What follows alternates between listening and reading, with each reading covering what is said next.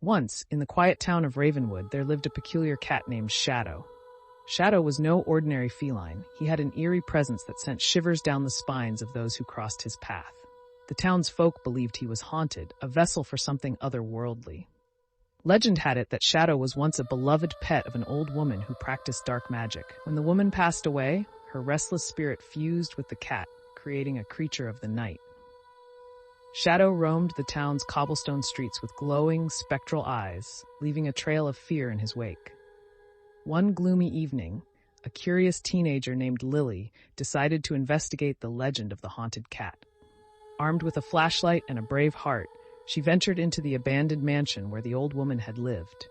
The mansion stood on the outskirts of Ravenwood, its once grand facade now worn and weather-beaten. As Lily explored the dark corridors, the air grew thick with an ominous presence. Creaking floorboards echoed through the empty halls as she approached the room where the old woman practiced her dark arts. A cold breeze brushed against Lily's face, carrying with it a faint whisper that seemed to say, "Beware, for Shadow watches." Undeterred, Lily pressed on, determined to uncover the truth behind the haunted cat. She reached the room adorned with ancient symbols and flickering candles. In the center of the room sat an old, dusty tome, the source of the dark magic that bound Shadow to this world. As Lily flipped through the pages, she unknowingly unleashed a malevolent force that awakened Shadow from his spectral slumber. The cat's eyes glowed with an intensity that pierced through the darkness. The air became suffused with an otherworldly energy as Shadow materialized before Lily. Terrified but entranced, Lily witnessed the spectral cat transform into a ghostly figure resembling the old woman. The apparition spoke with a haunting voice, recounting its tragic tale of being bound to the mortal realm. Shadow's eyes glowed brighter, revealing the torment within. Haunted by the old woman's spirit, Shadow prowled Ravenwood, seeking solace for a curse not of his making. The town descended into chaos as the once quaint streets became shrouded in an eternal night. Residents whispered tales of Shadow's malevolent influence, blaming the cat for every misfortune that befell them.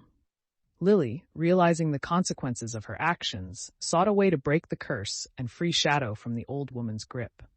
She delved into ancient texts, consulted with mystics, and even ventured into the realm of dreams to find a solution. As she unraveled the secrets hidden within the dusty tomes, Lily discovered a ritual that could sever the ties binding Shadow to the old woman's spirit. It required rare ingredients and a moonlit night, the perfect conditions for a supernatural undertaking. Armed with newfound knowledge, Lily set out to gather the necessary components. The townsfolk, initially skeptical of her quest, gradually joined her cause as they witnessed the unrelenting darkness enveloping Ravenwood. Together, they prepared for the ritual that would determine the fate of the haunted cat. The night arrived, and a congregation gathered around the mansion where it all began. Lily, surrounded by flickering candles and ancient symbols, began the ritual to release Shadow from his spectral prison.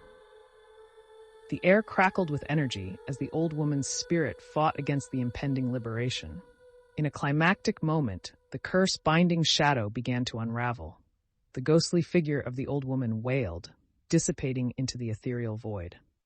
Shadow's form shifted, and his eyes, once filled with torment, softened with gratitude. The darkness that had gripped Ravenwood lifted, revealing the starry night sky. With the curse broken, Shadow transformed into a regular cat, no longer haunted by the old woman's spirit. The townsfolk, grateful for Lily's bravery, celebrated the return of normalcy to Ravenwood. The once haunted cat now roamed the streets as a symbol of redemption, a reminder that even the darkest curses could be broken with courage and determination. And so, the legend of the haunted cat became a cautionary tale in Ravenwood, reminding the townspeople to tread carefully in the realms of dark magic. As for Lily, she earned the respect of the community, her bravery forever etched in the town's history. The mansion, once a source of dread, now stood as a testament to the power of breaking free from the shackles of the supernatural. In the small, secluded town of Ravenswood, nestled deep within a forest, shrouded in perpetual mist, there existed a tale that sent shivers down the spines of those brave enough to listen.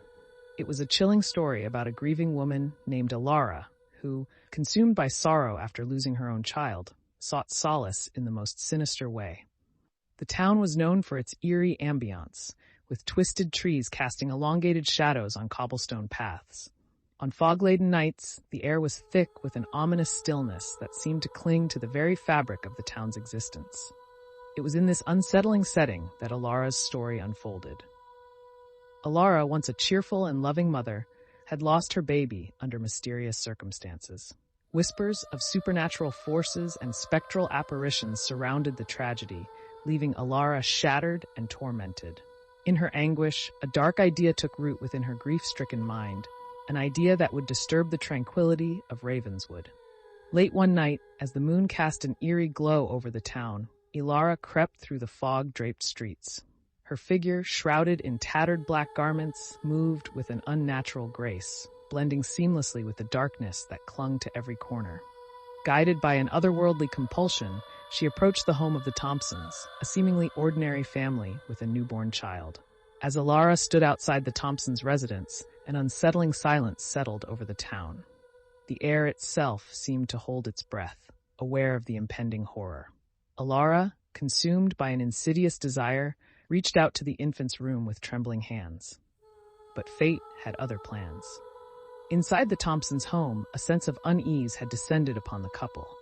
Disturbed by an inexplicable restlessness, they found themselves drawn to their child's room. When they opened the door, their eyes widened in horror as they witnessed Alara, her eyes devoid of humanity, reaching for their sleeping baby. A gasp escaped the mother's lips, breaking the oppressive silence that had enveloped the room. The father, driven by a surge of protective instinct, lunged forward, pulling the child away from Alara's grasp. The confrontation sent shockwaves through the house, awakening the newborn who began to wail in terror. Alara, her face a mask of desperation and madness, pleaded with the parents, her words a disjointed symphony of grief and longing. The Thompsons, however, recoiled in horror, realizing the malevolent intent that lurked behind Alara's sorrowful facade. The commotion roused the entire town, and as the mist thickened, the townsfolk gathered in a macabre tableau. Alara, now surrounded by accusing eyes, crumbled to her knees, her spectral whispers fading into the night. The townspeople, with a mixture of pity and fear, watched as she was led away, disappearing into the mist that veiled Ravenswood. From that night forward, the tale of Alara became a cautionary legend, a reminder of the darkness that could manifest within the deepest recesses of grief.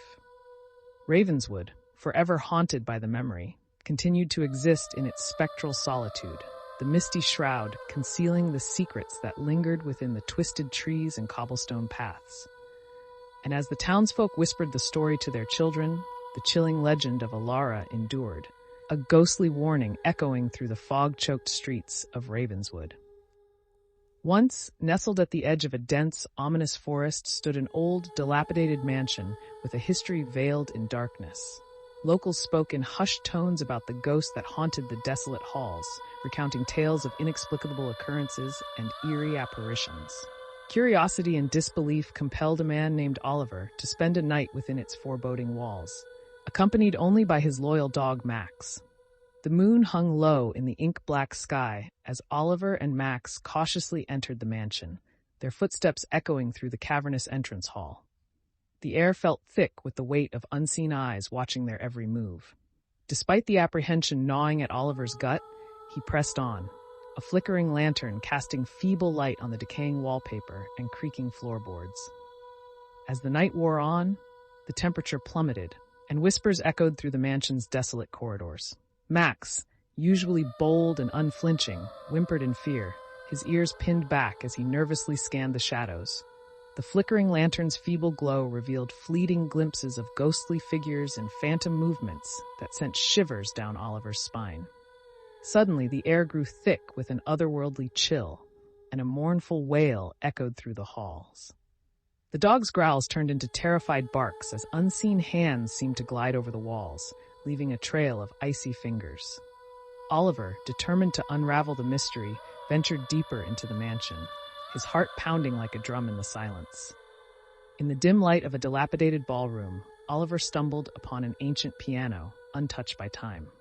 As he cautiously approached, ghostly fingers materialized, dancing over the keys with an ethereal melody that echoed through the stillness. Max, sensing an otherworldly presence, tucked his tail between his legs and whined, pleading with his eyes for Oliver to retreat. Unable to resist the allure of the supernatural serenade, Oliver's senses were momentarily entranced. But as the haunting melody reached a crescendo, the atmosphere shifted. Shadows writhed across the walls, merging into sinister shapes that seemed to defy the laws of reality. Max's growls escalated into frenzied barking as the ghostly figures closed in on them. In a desperate bid to escape the encroaching darkness, Oliver and Max sprinted through the twisting corridors. The mansion seemed to come alive with malevolent intent, doors slamming shut behind them and ethereal whispers taunting their every step. Max's fur bristled, and his eyes widened in terror as he felt a spectral presence breathing down their necks. As they reached the mansion's entrance, the oppressive force intensified, and the door slammed shut with an echoing boom. Trapped in the suffocating grip of the paranormal, Oliver and Max felt a bone-chilling cold envelop them. The ghostly figures materialized before them, their faces twisted in anguished expressions, forever trapped in the purgatory of the mansion's haunted history. Max, overcome with terror, bolted towards the door, barking wildly. Oliver, realizing the severity of the situation, fought against the spectral resistance, straining to open the door. With a final surge of determination, the door creaked open, releasing them from the ghostly clutches that sought to imprison them forever. As they stumbled into the moonlit night, the mansion loomed behind them, its dark secrets concealed within its decaying walls. Oliver and Max, breathless and shaken, retreated from the haunted abode, leaving the ghostly echoes behind.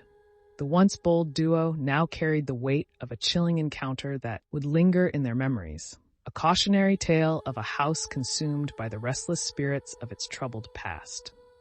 I woke up in a cold sweat, the haunting echo of a whisper lingering in my ears. The room was shrouded in darkness, but I could feel a presence, an unsettling energy that sent shivers down my spine. As my eyes adjusted to the dim light, I saw a faint figure standing at the foot of my bed. It was him, my recently departed uncle, his eyes hollow and filled with an otherworldly sorrow. A chill ran down my spine as I tried to make sense of the surreal scene unfolding before me. "Listen closely," his voice echoed, a spectral whisper that sent shivers through the very core of my being. "You're in grave danger. Death is near, and you must heed my warning." My heart raced, and I struggled to find my voice. "Uncle James, is this some kind of dream? What do you mean I'm in danger?" He reached out, his cold, translucent hand sending a shockwave of dread through me. "I don't have much time. They're coming for you, and you must be prepared. Your fate hangs by a thread, and the choices you make will determine your destiny." I sat up, my body trembling with a mix of fear and disbelief. "Who is coming for me? What choices are you talking about?" He spoke cryptically, weaving a tale of ancient curses and family secrets that stretched back generations. The ominous words painted a canvas of impending doom, with a timeline that seemed to intersect with my very existence. As he recounted tales of a cursed bloodline and a vengeful spirit seeking retribution, the room seemed to close in around me. Shadows danced on the walls, and a cold wind whispered through the cracks, as if the supernatural forces were eavesdropping on our conversation. Uncle James warned of a looming deadline, a date when the veil between the living and the dead would thin, and my fate would be sealed. The weight of his words sank into my soul, and I realized that the choices I made in the coming days held the key to breaking the curse or succumbing to its malevolent grip. Days turned into sleepless nights as I delved into the forbidden history of my family. Hidden journals, dusty old photographs, and cryptic symbols revealed a dark legacy that had haunted us for centuries. Each revelation brought me closer to the truth, but it also deepened the sense of dread that clung to my every waking moment. As the fateful date approached, I found myself caught in a web of supernatural occurrences. Strange symbols appeared in unexpected places, and the air crackled with an otherworldly energy. Whispers echoed through the halls, and I could sense unseen eyes watching my every move.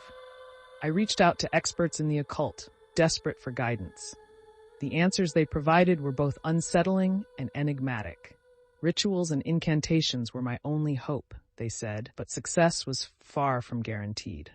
The forces at play were ancient and formidable, and breaking free from their grip required a delicate dance with the unknown. The night before the foretold date, I stood alone in a desolate cemetery, surrounded by the graves of my ancestors. The air was thick with tension as I began the ritual, invoking incantations passed down through generations. The flickering candlelight cast eerie shadows on the tombstones, and a distant howl echoed through the night. As I uttered the final words, the ground beneath me trembled, and a spectral figure emerged from the darkness. The vengeful spirit, with eyes burning like embers, approached with an air of malevolence. Fear gripped me, but I stood my ground, determined to face the consequences of my family's dark past. The spirit spoke, its voice a haunting melody of anguish and resentment. It recounted tales of betrayal and injustice that had fueled its rage for centuries. Yet, as the story unfolded, a glimmer of remorse flickered in its eyes. It longed for release from the endless cycle of vengeance that had consumed both the living and the dead. In that moment of connection, I understood the true nature of the curse, a cycle of pain and suffering that could only be broken through empathy and forgiveness. With a heavy heart, I extended my hand to the spirit, offering solace and understanding. The air shimmered, and a blinding light enveloped us. As the ethereal glow faded, I found myself standing alone in the quiet cemetery. The curse had been lifted, and the oppressive weight that had hung over my family for generations was gone. Days turned into weeks, and life gradually returned to normal. The specter of death no longer loomed over me, and the nightmares that had haunted my sleep subsided. Yet, the experience left an indelible mark on my soul, a reminder of the thin veil between the realms of the living and the dead. Uncle James, in his spectral form, appeared one last time, his eyes now filled with gratitude. As he faded away, a sense of closure washed over me. The chapter of darkness in my family's history had come to an end, and I emerged stronger, wiser, and forever changed by the harrowing journey through the shadows of the supernatural.